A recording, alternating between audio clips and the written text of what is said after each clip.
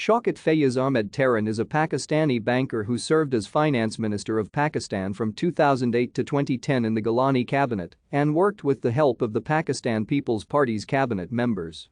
On 16 April 2021, he was appointed as the finance minister of Pakistan again, replacing the recently appointed Hammad Azhar after a cabinet reshuffle by Prime Minister of Islamic Republic of Pakistan Imran Khan.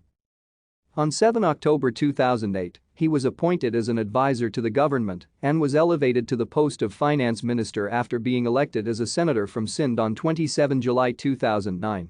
Tarin resigned from the ministry on 23 February 2010 to raise equity from the market for Silk Bank, which while working at finance ministry was a clear conflict of interest. Before his ministerial role, Tarin served as the country manager of Citibank and did tenures as head of Habib Bank, Union Bank, and twice as chairman of Karachi Stock Exchange. He currently sits on the board of Silk Bank. Tarin is an ethnic Pashtun born to an army doctor in Multan. Thank you for watching. Like and subscribe if you would like to view more of our videos. Have a nice day.